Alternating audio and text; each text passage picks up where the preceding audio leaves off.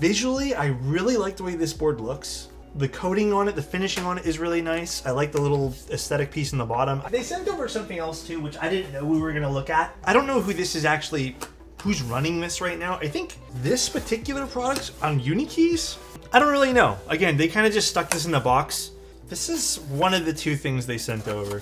So is this supposed to be like a little numpad? This I didn't research because I didn't know I was getting this. So I literally opened up their box this morning and I saw this. I Googled it really quick before stream, and I think I saw Unikeys selling these. Yeah, the 1989 pad, which is, let's see how much this is in USD. 135-ish. So what do you do with this exactly? Is this supposed to be just some sort of like little desk fidget toy that has a functioning, oh, it's like a cartridge? God, this is heavy. I like the different colors though. The pink, cream, and cool white. Okay, so is this it? And then you get a little cap piece, I guess, if you don't want to use it. I like the cable. I like these kind of vintage style cables. I mean, that's cool, I guess. It's all metal, so, I mean, there's definitely that. These are not real buttons. Here, I'll show you guys from the side view. I mean, as a little desk toy that functions maybe as a numpad that you kind of have to relearn the layout for, I guess that's pretty cool. And then you can just take this off, I guess. Yeah, it's neat.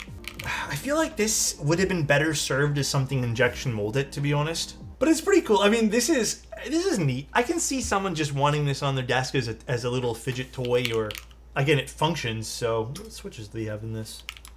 They have HMX switches. Cool. I mean, it's neat.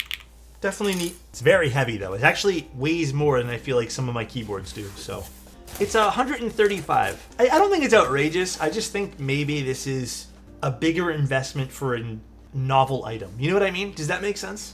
I really liked the last board from this particular brand. I thought it was really fun. And the price point of these boards are always pretty good too. So for example, for $30 more, I think it's literally 30 bucks, less than $30 more, you get a full keyboard you get to build yourself. I know there's no switches.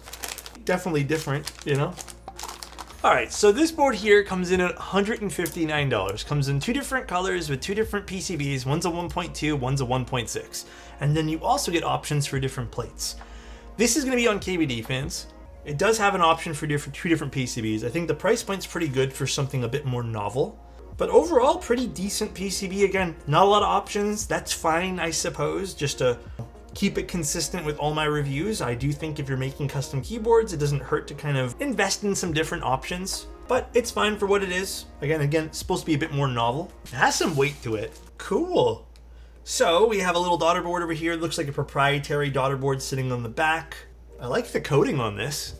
Side profile, again, I think this is going to be very DMG inspired, hence what this is kind of going for. What I really like about this too, which I saw on the website, is it has this kind of magnetic cartridge system, which I think this is why they're giving us these, so we can lift these out. This is kind of what I'm hoping from them though. I hope that if they're gonna run projects like this, that they continue to run projects using similar badges and whatnot. In terms of quality of this, I mean, it's pretty cool. I like these little pieces of art in the back. I feel like, you know what else would be really cool too, if you were able to kind of a DIY one where you can put like a picture of someone or something to make it a little bit more personalized. That would be really cool too. It does have, I think, just like the TCal, I know we saw this exact same thing last time, where it has 3 feet and then 1 foot like this, which is, I get reminiscent to the console. And I do like the shape of the board. I do think the shape of the board looking like a Game Boy, or looking like a, you know, an OG Game Boy, looks really, really cool as well. And then we'll open this up. So how do we open this? This just uses 6 screws. Cool. Here's the back, non-functioning buttons just for aesthetics. And then we have Game 1989, which I'm glad it's kind of in an inconspicuous part on the back here with the USB-C right aligned. And they sent us an aluminum plate with some foam, which I don't think we'll use the foam today. It is gasket mounted, which is cool. All right, so this is annoying as well. So this is a bit of an oversight on their part. I should have checked this first. The plate is only meant for plate mounted stabs, which means these stabilizers, even though they fit into the PCB, don't actually work with the plate. Sometimes you get plates that can do both, but Very big oversight, I'd say too. Like, why include it on the PCB if it doesn't even work in the actual board? It's fine though. Again, I have no quarrels with using plate mounted, but again, I am team give people options. And if you're actively taking away options by just, designing things that are not, in the same boat as other boards, just because you kind of are limiting yourself, then I think that's bad design. But I think, intention or not, stuff like this it's so non-intrusive to the overall design by just, adding certain things. So I'm on the fence about this board. It's not a no for me. I just need to figure out if I really want it. Maybe we build it up and you can figure it out. I think it's pretty cool. I like the retro theme stuff. Again, very cute keyboard. I like the overall theme of it. I think the price point's really good on it too. Those mounting points are super random. They are, and I was about to actually get into that as well. You guys can see they're kind of just all over the place. I'm holding that thought so far, but I guess I'll mention it now since you mentioned it, just because I want to see the inside of the keyboard before I start mentioning the really random mounting points, but we'll see. I want to see if there's a reasoning for it. The only thing I can really think of is because they decided to go with the USB-C daughter board over here. And they moved this mounting point from here to here, which sort of makes more sense and everything else seems more normal in comparison now. But I wonder what's the point of keeping this. I mean, you could have just gotten rid of this particular mounting point and it shouldn't have mattered at all. But interesting. All right, and then for the top plate over here, it seems like, actually that's pretty neat. So this is 2 pieces, which I don't know why it didn't click in my brain. There's an inner frame over here, and then you can swap out some stuff for the back. And as far as I know, there's also another little accent piece you can install. It's this like little accent that I think you would swap out this circle for, which is this magnetic? I don't know how this works. I don't know if we need to unscrew something on this. But there is this piece that I did see in some of the renders that you put this instead. Although I think this is a bit tacky, but cool that they have this anyways, I suppose. It is rather tall. It's like 23 millimeters. What's weird is it doesn't look that tall. Maybe it's just my eyes playing tricks on me. I don't think from a comfort level, the height of the front height is my thing. Visually, I really like the way this board looks. The coating on it, the finishing on it is really nice. I like the little aesthetic piece in the bottom. I do hope they end up selling more badges down the road, because again, this is like a magnetic badge piece. All right, let's see what this sounds like right now with the HMX FJ400s. Even if it sounds great, I'm still gonna open it up and I wanna take out the bottom mount because I can already feel that's kind of stiff for my liking. It sounds pretty good already.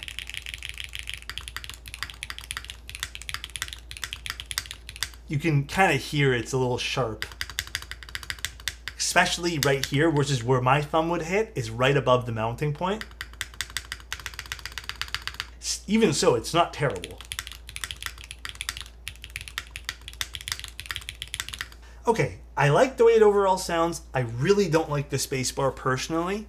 The spacebar sounds a little thin and hollow, but I also feel like I think what's causing that is the direct mounting point where my thumb is hitting.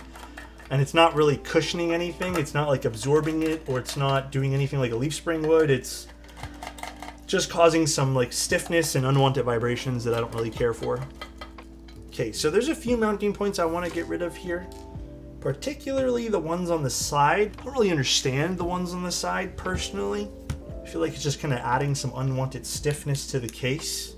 And then this particular one here. That sounds immediately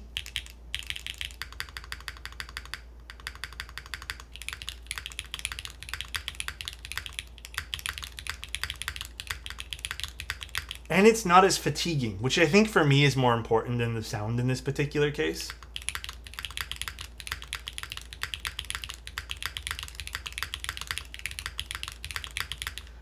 This is pretty damn good.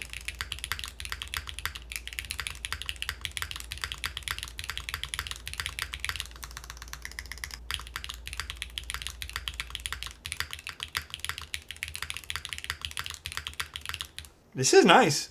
It's a little tall. I know I'm going to float my wrists anyways, but I feel like this would be a little bit taller than I'm used to, and I don't know how much I'd like that in the long run. So something to consider. It is what, 23 point something millimeters that we said.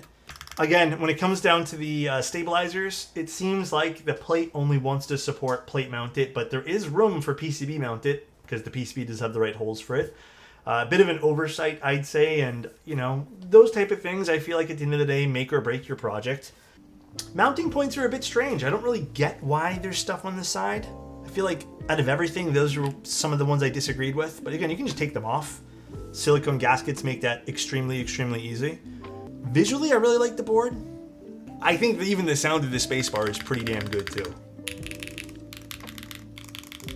Yeah, this uses silicone gaskets. And the price point's $160. You know, this is cool. This is a fun project. Good night, guys. And sweet dreams. You guys better have sweet dreams. Later. This is pretty damn good.